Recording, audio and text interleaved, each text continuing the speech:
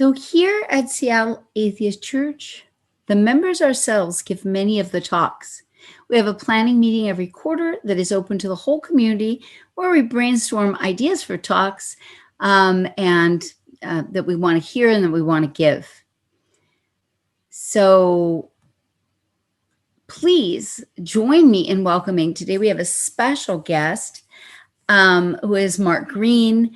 He is the author of the book Atheopaganism, which the link has been pasted into the chat there. And he's going to be giving a talk on why religion exists. So Mark Green is an activist, poet, musician, and writer, and he works in the public interest sector. He was a founding executive director of the largest environmental organization on the North Coast of California, Sonoma County Conservation Action, and led campaigns which transformed the land use, water, and transportation policies of his region during his 10-year tenure with that organization. An atheist from birth, Mark began to practice in the pagan community, rituals and seasonal celebrations. But in 2004, growing insistence on literal belief in gods in the community led him to a critical reassessment and ultimately resulted in the book, Atheopaganism. Let's put our hands together to give Mark a warm welcome.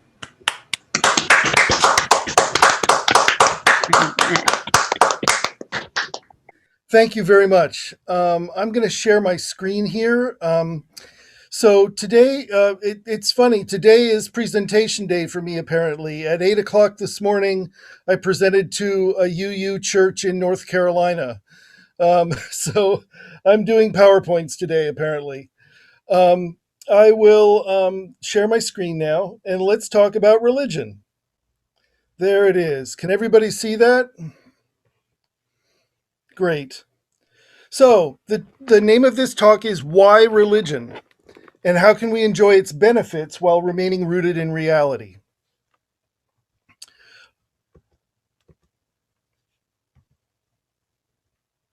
And I need to find the little transparent button. There it is. So before we go into this, I'd like to do a little bit of a reality check. Be aware of your body. Feel the press of gravity where your body is pressing against the chair where you're sitting. Feel whatever little tensions there might be in your body. Feel whatever niggling worries there you might have had about things that you have to do today or tasks that are yet to be done. Just be aware of them. You don't need to do anything with them. Just be aware of them. We are creatures that are bodies. Our minds are not separate from our bodies. Our minds are emergent properties of our bodies. And so being aware of your body is an important skill to cultivate. We are also part of the fabric of life on Earth. We are a part, each one of us is a part of the universe that has erected itself in a column and become aware, and is now able to look out at the magnificent cosmos and the amazing fertile earth and to celebrate the simple fact that we're alive. We should be aware that we are on unceded indigenous land if we're in the Americas. This is very important. And finally, we are on a planet called Earth, kind of a salty mud ball that revolves around a not particularly interesting sun, and we're in this gigantic cosmos. So it's important to have a little sense of context about the scale that we exist in, both in terms of time and in space. So, religion. The first and most important fact about religion is that it is ubiquitous. There is no culture on Earth that has not developed religious behavior. And what that tells us is that religion goes to something that we evolved to do. It's not just a wrong turn or just sort of a cultural quirk that happened to evolve.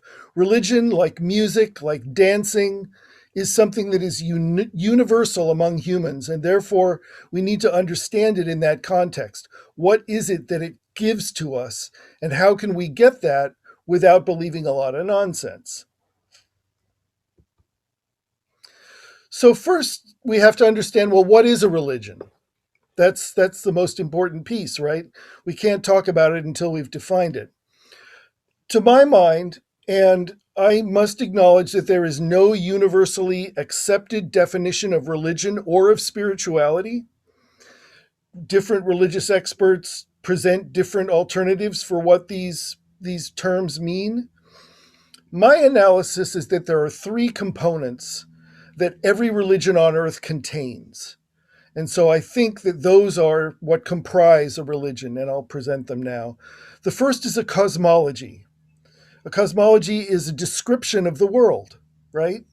And maybe that's a world with heaven and hell and earth in between and a patrician God figure administering the whole thing, or maybe it's a wheel of karma that we're trying to get off of through good acts, or maybe it's the world as described by science, which is a physical material universe that obeys according to laws of physics.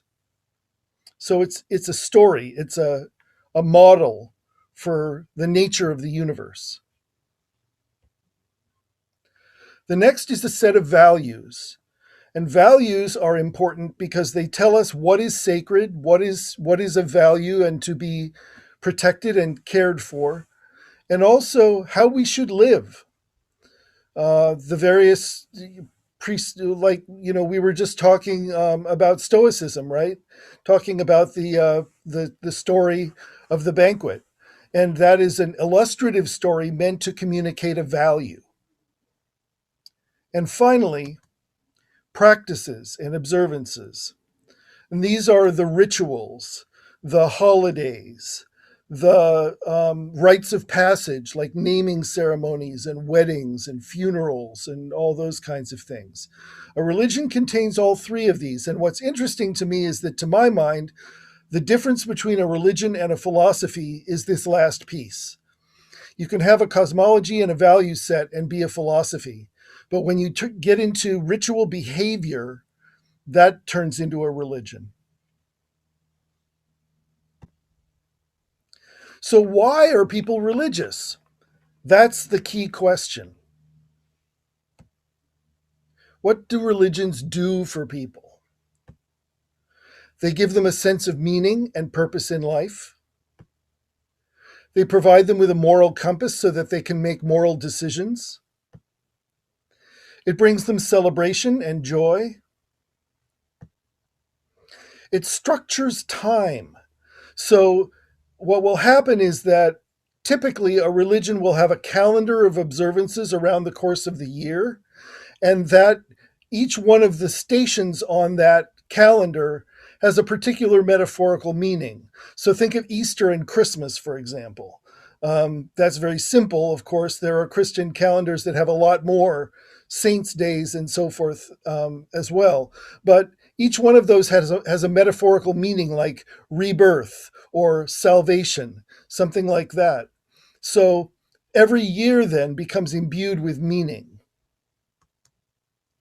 It builds a community of people with common values and practices, which was probably very important as we evolved, because understanding that the people that I share my group with all have the same value set makes it much easier for us to coalesce, intermarry, and succeed. And for many religions, it eases the fear of death by offering an afterlife. Not all religions do this, but many of the big ones do. So now we need to talk about the brain. There is a simplified model for the way that the brain evolved that was published in 1958 and has only become more potent since that time. The research that we've learned on the nature of the brain since that time has only confirmed this theory, which is that the brain basically evolved in three jumps. The first step is the R complex. R stands for reptile. That's the kind of the base of the brain, and it's about the 5 F's: flee, flight, freeze, food, and mating. That's all that it's about.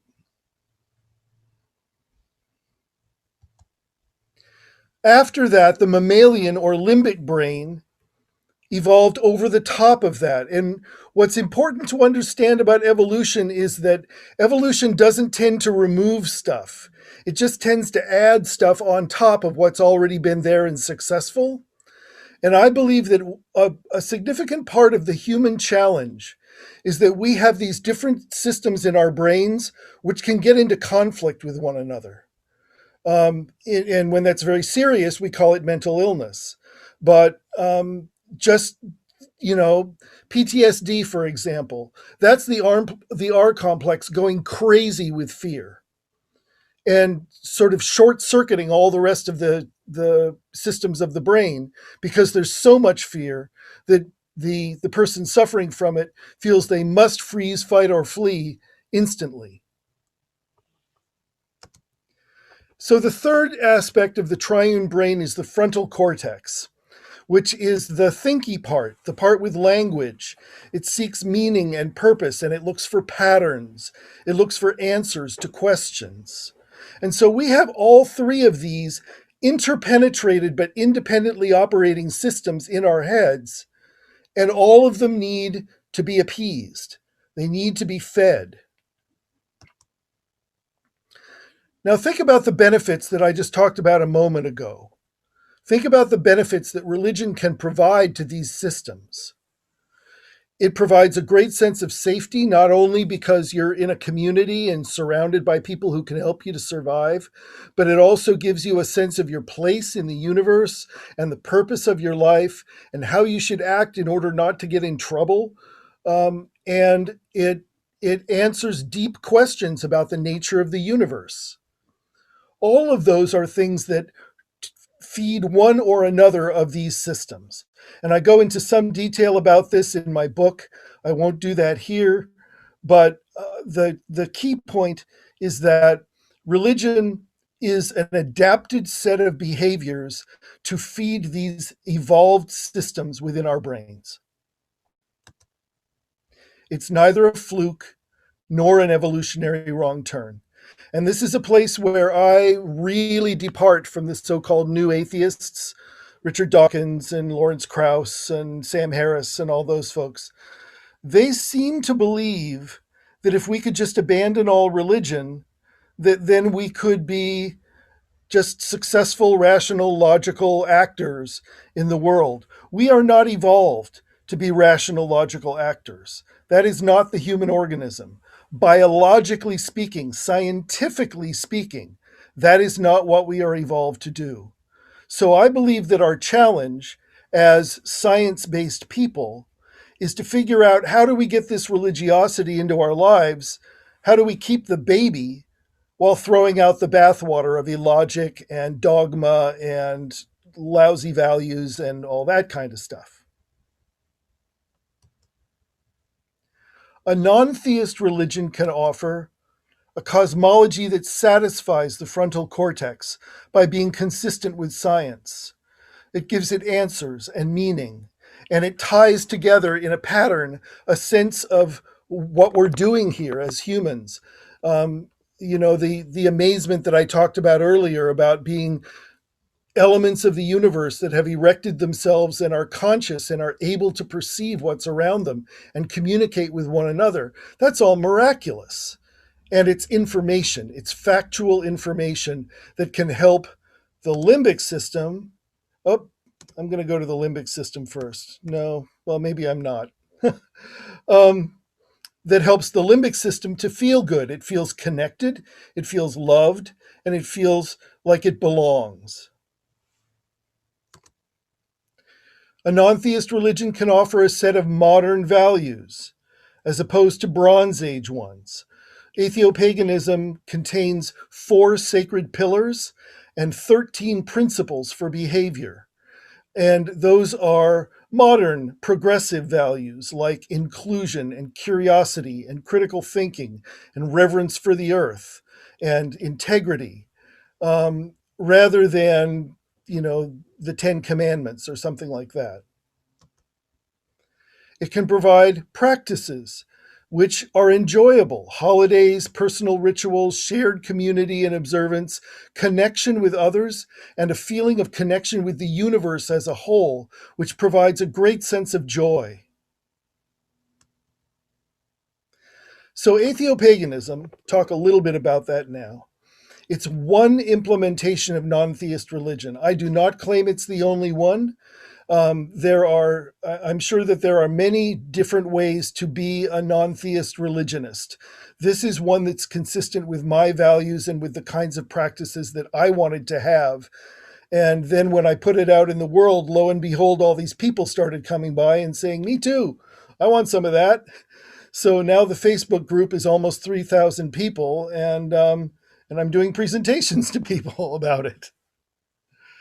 So, Atheopaganism starts with holding the cosmos and the earth as sacred.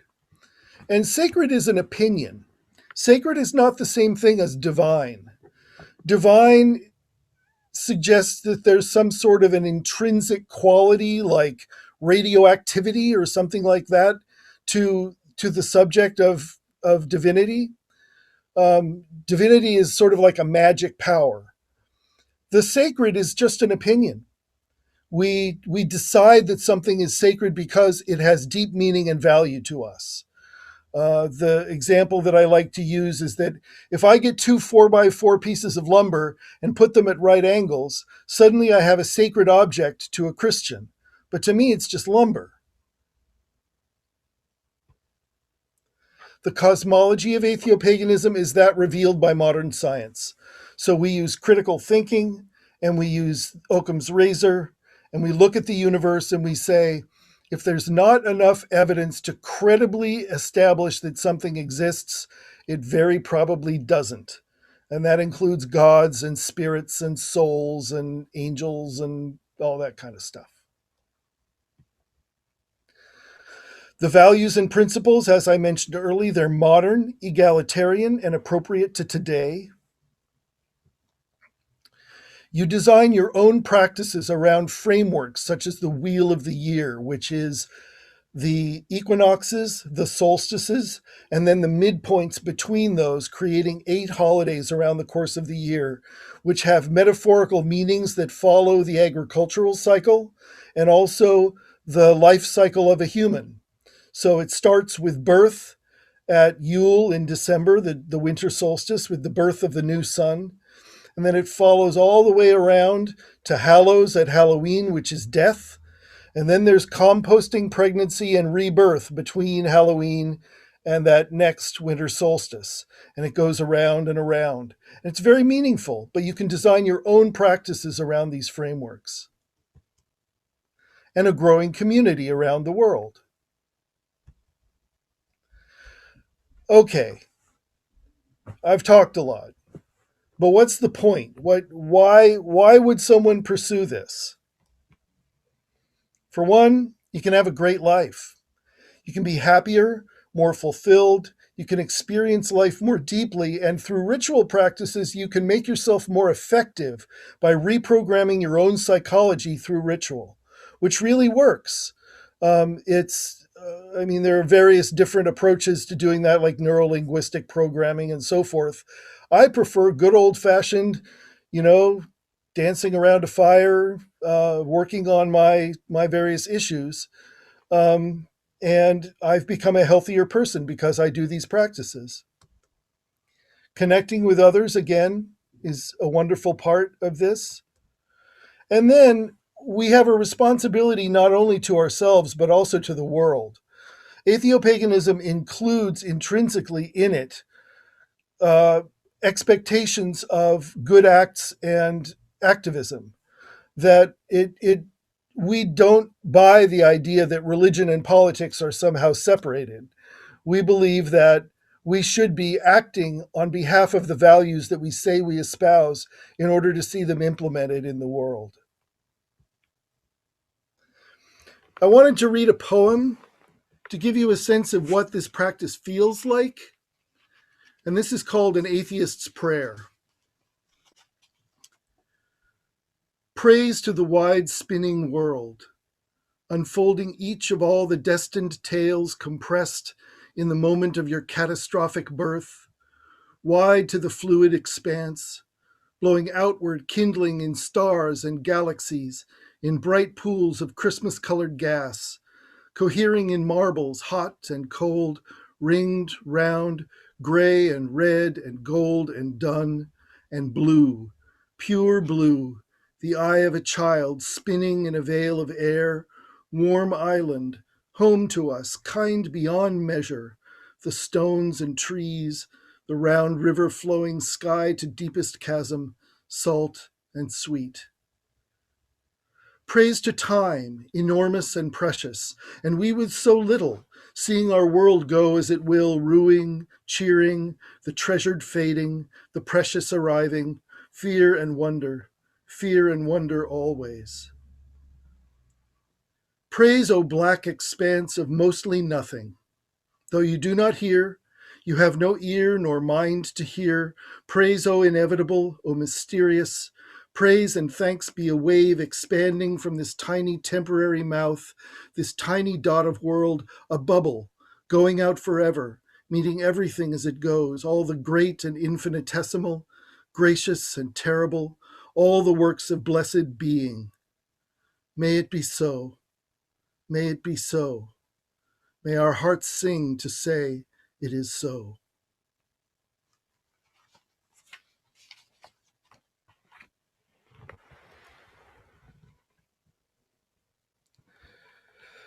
So this concludes my talk. You can learn more at atheopaganism.org or at the Atheopagan Society, which is our nonprofit, or you can read my book.